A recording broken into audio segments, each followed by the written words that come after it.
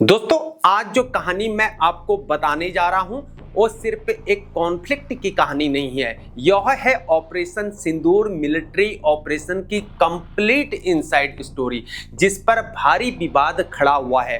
कहा यह जा रहा है कि सरकार हमसे यहाँ पर कुछ छिपा रही है, लेकिन आज सीडीएस अनिल चौहान सर ने जो कहा है उसको लेकर आज डिटेल्ड एनालिसिस हम करेंगे। As an Indian army veteran मैं आज आपको बताऊंगा कि मिलिट्री कैसे यहाँ पर सोचती है।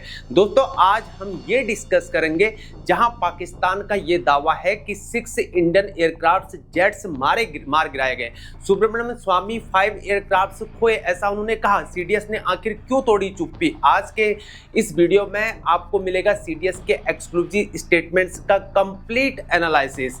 पाकिस्तान के झूठे दावों का फैक्ट चेक हम करेंगे। 600 ड्रोन्स की कहानी हम बताएंगे। न्यूक्लियर वॉर का सच हम बताएंगे। गवर्नमेंट के छुपाए गए फैक्ट्स के बारे में बात करेंगे। तो चलिए शुरू करते हैं, लेकिन उससे पहले जय हिंद दोस्तों, मैं हूं हीरा परिहार और आप देख रहे हैं देशभक्त डायलॉग। अगर आप चैनल पर नए हैं तो चैनल को जरूर सब्सक्राइब करें, वो वीडियो को लाइक व शेयर करना ना भूलें। तो दोस्तों, आइए देखते हैं। सीडीएस अनिल चौहान ने 30 मई 2025 सिंगापुर संग्री ला डायलॉग्स में ब्लूमबर्ग टीवी का एक्सक्लूसिव इंटरव्यू में जो कहा, जिसमें ब्लूमबर्ग रिपोर्टर का क्वेश्चन ये था कि उनका जो क्वेश्चन था, did Pakistan shoot down Indians jets during the conflict. तो सीडीएस अनिल चौहान का हिस्टोरिकल यहाँ पर आंसर था, the real issue is not how many aircraft went down but why they went down and what we learn from it. यहाँ पर उन्होंने ये admit किया, लेकिन कहा नहीं कि हमारे एयरक्राफ्ट गिरे कितने थे, लेकिन कितने गिरे हैं ये यहाँ पर कंफर्म नंबर्स में नहीं बताया गया। इसको मिलिट्री ओपन नहीं कर सकती है दोस्तों। ना ही पाकिस्तान की मिलिट्री ने ये बताया कि पाकिस्तान मिलिट्री को यहाँ पर कितना नुकसान हुआ है, कितने एयरक्राफ्ट यहाँ पर गिरे, नंबर्स को नहीं बताया गया है। लेकिन स्टोरी मेरे दोस्तों यहीं खत्म नहीं होती है। सीडीएस का नेक्स्ट स्टेटमेंट गेम चेंजर था। हमने अपनी गलती को पहचाना, उसे सुधारा और 2 दिन के अंदर फिर से सभी एयरक्राफ्ट उड़ाए और लंबी दूरी पर सटीक निशाने लगाए। मतलब साफ है दोस्तों, भारत ने अपनी टैक्टिकल मिस्टेक्स यहाँ पर एडमिट की, लेकिन इंस्टेंटली करेक्शन भी उन्होंने ये किया है। यही है न्यू इंडिया का ये अप्रोच। ब्लूमबर्ग रिपोर्टर का यहाँ पर एक नेक्स्ट क्वेश्चन फिर आता है कि Pakistan claims they shoot down 6 Indian fighter jets, is this correct? CDS का पावरफुल रिप्लाई था कि absolutely wrong, I have already said it's not important whether our aircraft went down और not, the important question is what we did after that. तो दोस्तों, पाकिस्तान के सभी झूठे दावे एक झटके में खत्म हुए। यहाँ पर सीडीएस ने साफ कहा एब्सोल्युटली रॉन्ग, यानी पाकिस्तान ने कोई 6 एयरक्राफ्ट जेट्स नहीं गिराए थे। सीडीएस ने आगे कहा कि हमने 2 दिन बाद वही स्ट्रेटेजी फिर से अप्लाई की और सभी जेट्स को उड़ाया और लॉन्ग रेंज टारगेट्स पर अटैक किया। तो दोस्तों, इसका मतलब है कि 10 मई को जब भारत ने पाकिस्तानी एयरबेसेस पर अटैक किया, वो था इसी स्ट्रेटेजिक करेक्शन का रिजल्ट। ब्रिलियंट मिलिट्री प्लानिंग का ये हमको दिखता है। हमें यहाँ यह समझना हो कि CDS chief of defence staff ने यह कोई नई बात यहाँ पर नहीं कही है। इंडियन एयरफोर्स के DGMO director general of military operation AK Bharti ने भी यही चीज को स्वीकार किया था कि losses are a part of war और कॉन्फ्लिक्ट। तब भी उन्होंने नुकसान होने के संकेत दिए थे, लेकिन सेना ने कभी भी किसी भी संख्या को, नंबर्स को स्वीकार ही नहीं किया कि कितने एयरक्राफ्ट यहाँ पर गिरे थे। ऐसा इसलिए है क्योंकि इंडियन आर्मी अपने एनिमीज को कोई भी इंफॉर्मेशन या अपनी वीकनेस यहाँ पर नहीं देना चाहती है।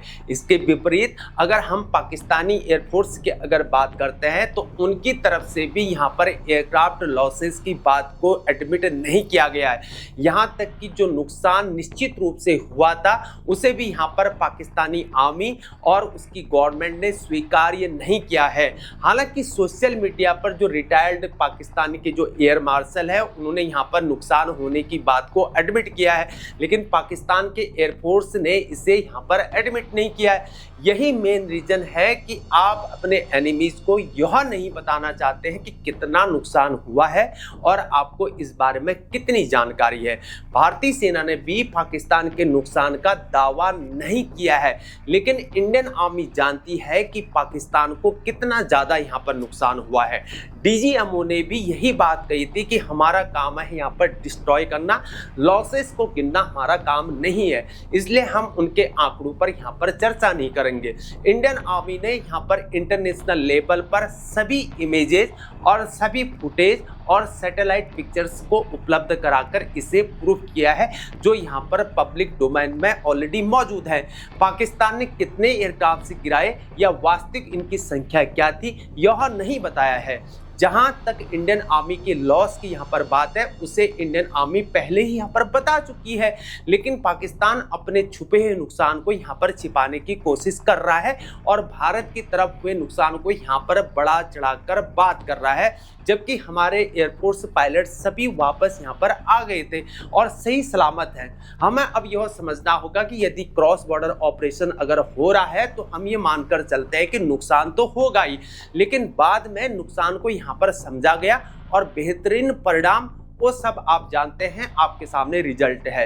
Equipment and assets losses are not important बात यह है कि हमारे पायलट्स यहाँ पर सेफ है और हमने यह युद्ध को जीता है, इसलिए विनिंग इज इम्पोर्टेंट। लेकिन भारतीय सैन्य अधिकारियों ने जो यहाँ पर कहा है उसे एडमिट किया है, ऐसा पाकिस्तान की सेना और पाकिस्तानी सरकार कभी नहीं कर सकती है। इसलिए हमारी इंडियन मिलिट्री को यहाँ पर प्रोफेशनल मिलिट्री या प्रोफेशनल आर्मी कहा जाता है, और जबकि यहाँ पर पाकिस्तान की सरकार तथा पाकिस्तानी सेना यहाँ पर टेररिज्म का समर्थन करती है। That's it.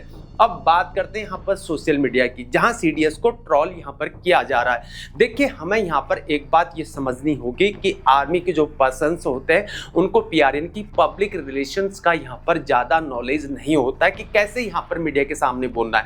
हालांकि इंडियन मिलिट्री में एडीजीपी यानी कि additional director general of public information एक ब्रांच होता है जो इन कामों को संभालती है, या यूँ कहें कि यह इंफॉर्मेशन वॉरफेयर के तहत जो ऐसी चीज़ों को हैंडल किया करते हैं। लेकिन मीडिया के सामने बोलना तो होता ही है।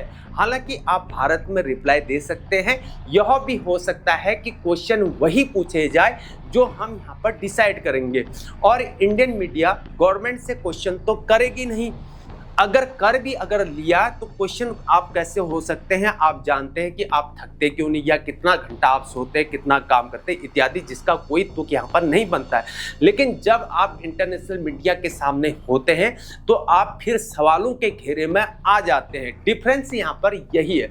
तो यहाँ पर सीडीएस को ट्रोल करना बिल्कुल भी बेकार है, क्योंकि उनसे पूछे ही नहीं गए ऐसे सवाल। दोस्तों, अब बात करते हैं यहाँ पर पक्ष और विपक्ष की, जहाँ विपक्ष ये कह रहा है कि सरकार लॉसेस को यहां पर छुपा रही है, और विपक्ष जो सवाल पूछ रहा है तो सरकार या सरकार के जो नेतागण हैं उनको यहां पर देशद्रोही घोषित कर दे रहे हैं।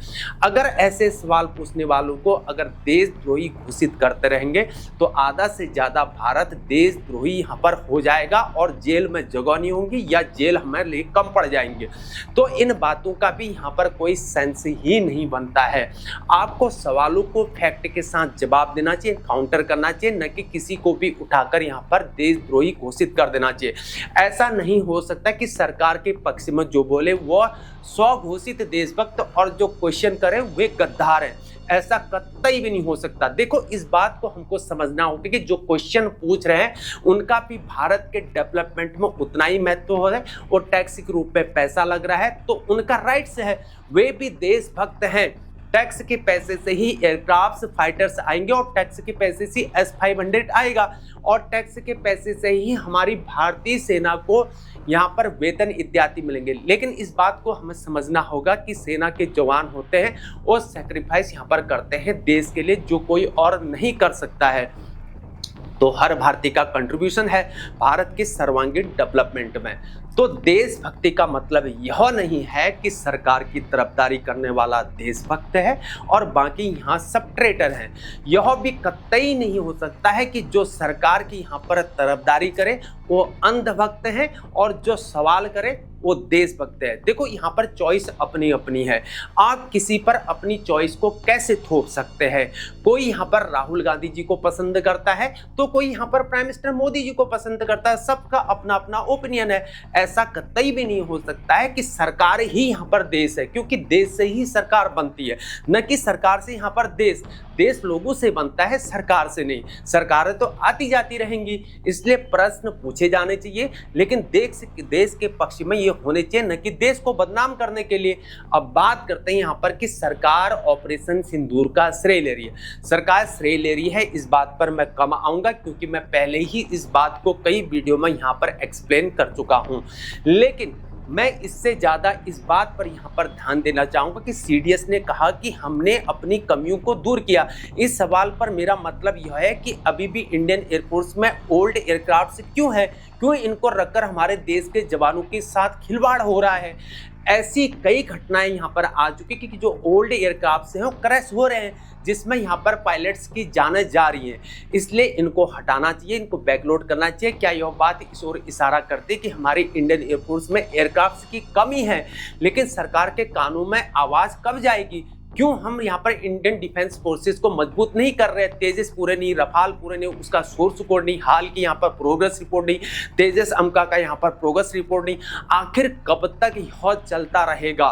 ये प्रश्न है जो जरूरी है, क्योंकि 3 मोर्चों पर यहाँ पर एक वॉरफेयर जो जोन है यहाँ पर बन रहा है। वो कैसे बन रहा है? यहाँ पर बांग्लादेश, चाइना जो है यहाँ पर बांग्लादेश में घुस चुका है, वहाँ जासूसी कर रहा है। आपको पता है वहाँ पर जो एयरपोर्ट है वहाँ पर लालमोनिरहाट, वहाँ पर वो जासूसी बैठ रहा है। वहाँ चिकन नेक से है, टोटल 20-22 किलोमीटर दूर है। हालांकि इंडिया ने जो है अपना जो है कैलाश शहर जो अपना एयरपोर्ट जो है फिर से चालू कर दिया है। लेकिन जो है इन चीज़ों को हमको समझना होगा। चाइना, बांग्लादेश और पाकिस्तान, 3 का यहाँ पर ट्रायल जोन चल रहा है, 3 फ्रंट वॉर जिसे हम बोलेंगे। और नंबर दूसरा ये भी हमको देखना होगा कि वहाँ जो है टर्की और यहाँ पर पाकिस्तान का अलायंस चल रहा है। वो वहाँ से वहाँ पर वेपन दे रहा है, किसको? पाकिस्तान को दे रहा है। और टर्की जो है यहाँ पर नाटो का मेंबर है, यानी कि नाटो का मेंबर जो है यहाँ पर पाकिस्तान को यहाँ पर ऑटोमेटिक वेपन्स और मॉडर्नाइजेशन और मॉडर्न वेपन से यहाँ पर दे रहा है, साथ में यहाँ पर एयरक्राफ्ट से। इवन यहाँ पर फैक्ट्री की बात भी हो रही है कान को लेकर। तो ये चीज़ जो है यहाँ पर चल रहा है। तो आने वाला जो हमारा जो फ्यूचर वॉर है वो वॉर जो है यहाँ पर एयर वॉर के ज़्यादा चांसेस है।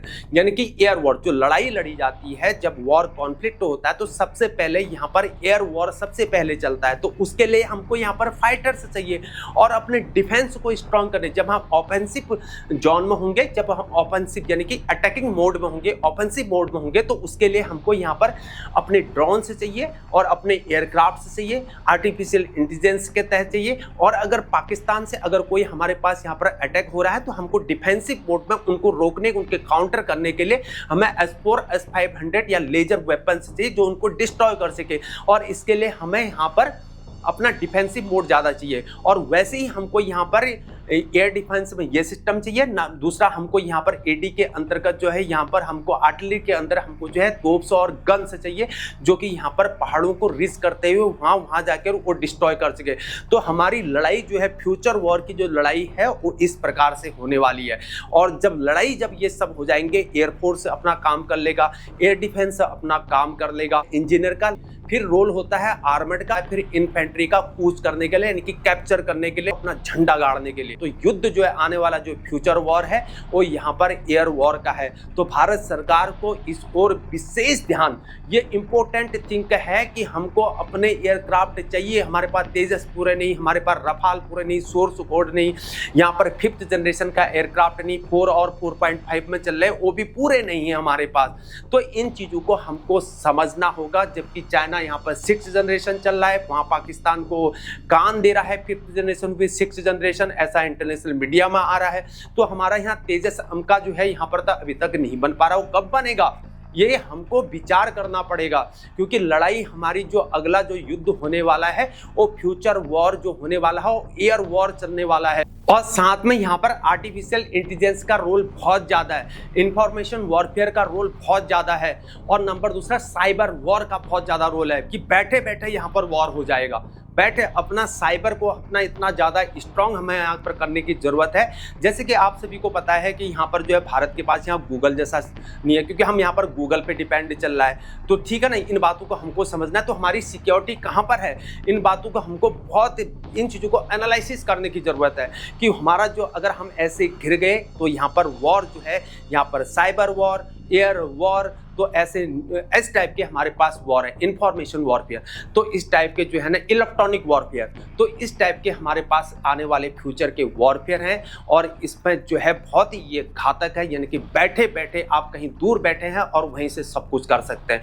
तो इन बातों को समझना है, क्योंकि यहाँ पर अभी भारत इस प्रकार से यहाँ पर अभी आ चुका है कि ऑपरेशन सिंदूर के दौरान आपने देखा कि हमारे साथ, भारत के साथ यहाँ पर जो बगल में नेपाल जैसा कंट्री है, मैं उत्तराखंड से पर्टेन करता हूं, मेरे बगल पर जो है यहाँ पर रुद्रपुर उधम सिंह नगर का मैं रहने वाला हूं, और मेरे बगल पर खटीमा रहता है, खटीमा के बगल पे जो है यहाँ पर महेंद्र नगर जो है खटीमा के बगल पे ही नेपाल पड़ता है।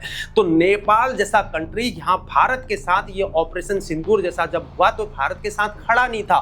तो इन बातों को हमें समझना है कि नेपाल जैसा कंट्री भारत के साथ खड़ा नहीं है तो हमारे फ्यूचर का क्या होगा। यानी कि फ्यूचर में हमको ये सोच के चलना है कि हमारा डिफेंस, हमारी कैपेबिलिटीज इतनी स्ट्रांग होनी चाहिए तो हमारे को किसी के ऊपर यहाँ पर डिपेंड रहने की जरूरत नहीं है।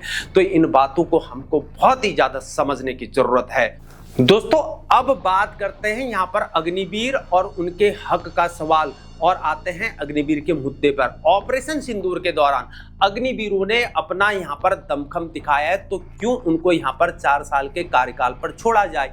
जो अग्निवीर यहाँ पर बलिदानी हुए हैं उनको युद्ध के दौरान वीरगति का क्या फायदा मिला, वीरगति में भी यहाँ पर भेदभाव क्यों, जो जवान यहाँ पर बलिदान हुए उनको युद्ध में वीरगति पाने वाली जैसी क्या सुविधाएं मिली, जैसे कि कारगिल वॉर के दौरान यहाँ पर मिली थी, घर इत्यादि। सरकार श्रेय तो ले रही है, लेकिन असल में जो हीरो हैं उनको गुमनाम यहाँ पर कर दिया गया है, उनका कोई जिक्र ही नहीं कर रहा है। अब यहाँ पर बात करते हैं कि बॉर्डर एरियाज में जो यहाँ पर रह रहे हैं उनके पीड़ितों की अनदेखी की जा रही है। सीमावर्ती क्षेत्रों में जो लोग रहते हैं जिनका जान माल का नुकसान हुआ है, सरकार ने उनके बारे में क्या सोचा है वह अभी तक यहाँ पर पब्लिक डोमेन में नहीं बताया गया है, और न ही कोई इसके बारे में यहाँ पर बातचीत कर रहा है, न सरकार न मीडिया, जबकि ये असल मुद्दे हैं। अब बात करते हैं यहाँ पर अगले विषय की, जहाँ कांग्रेस की यहाँ पर ये डिमांड है कि इन्वेस्टिगेशन कमेटी की है। कांग्रेस के जनरल सेक्रेटरी जयराम रमेश का ये स्टेटमेंट है कि अब जबकि यहाँ पर सीडीएस ने ऑन रिकॉर्ड यहाँ पर स्वीकार कर लिया कि भारत ने अपनी स्ट्रेटेजी में बदलाव किया, क्या इस विषय की जांच की जाएगी।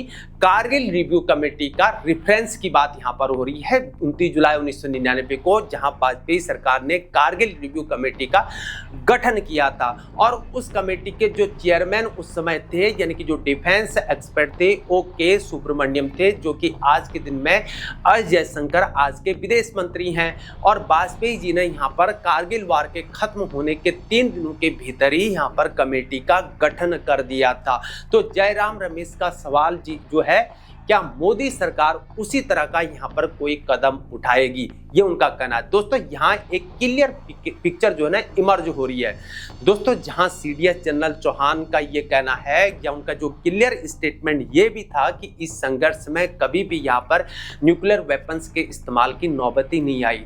मेरी यहाँ पर पर्सनल राय है कि कन्वेंशनल वॉर और न्यूक्लियर वेपन्स के बीच काफ़ी अंतर और गुंजाइश होती है। और ट्रंप के क्लेम पर भी सीडीएस का रिप्लाई ये था कि जहां ट्रंप का दावा था कि अमेरिका ने दोनों कंट्रीज के बीच यहां पर न्यूक्लियर वॉर को टालने में मदद की थी। अब सीडीएस का रिस्पॉन्स इसमें यह था कि यह मानना थोड़ा सा ज़्यादा ये स्ट्रेस्ड है। पाकिस्तान के साथ यहाँ पर कम्युनिकेशन चैनल्स हमेशा यहाँ पर खुले थे ताकि यहाँ पर हालात जो है कंट्रोल में रहे। यहाँ साफ मैसेज है, भारत ने यहाँ पर रिस्पॉन्सिबल न्यूक्लियर पावर की तरह यहाँ पर बिहेव किया है। न्यूक्लियर एस्केलेशन की कोई पॉसिबिलिटी नहीं थी। यह था यहाँ पर purely conventional warfare with strategic precision. Strategic communication की बात अगर हम करते हैं तो भारत पाकिस्तान के बीच हॉटलाइन यहां पर एक्टिव था और एस्केलेशन लैडर को यहां पर कंट्रोल में रखा गया था, यानी कि इंटरनेशनल कम्युनिटी को यहां पर प्रॉपर यहां पर सिग्नल दिए जा रहे थे। न्यूक्लियर थ्रेशोल्ड कभी भी यहां पर क्रॉस नहीं हुआ था। तो दोस्तों ऑपरेशन सिंदूर की कंप्लीट सक्सेस स्टोरी यानी कि मिशन अकम्प्लिश्ड। 7 मई पाक ऑक्युपाइड कश्मीर और पाकिस्तान के टेररिस्ट कैंप्स यहां पर डिस्ट्रॉयड हुए और 100+ टेररिस्ट यहां पर एलिमिनेटेड हुए।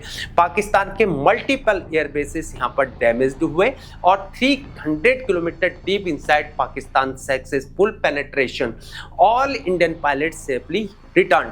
सीडीएस ने पाकिस्तान के साथ यहां पर रिलेशन पर जो कहा कि अब भारत बिना किसी स्ट्रेटेजी के कोई भी यहां पर काम को नहीं करता है। पाकिस्तान के साथ डिप्लोमेटिक यहां पर रिलेशन कायम रखने का दौर अब खत्म हो चुका है। प्राइम मिनिस्टर मोदी की इनिशियल डिप्लोमेसी का रेफरेंस यहाँ पर यह है कि कैसे प्राइम मिनिस्टर मोदी ने अपने पहले शपथ ग्रहण में पाकिस्तान के तत्कालीन प्राइम मिनिस्टर नवाज शरीफ को यहाँ पर न्योता भेजा था।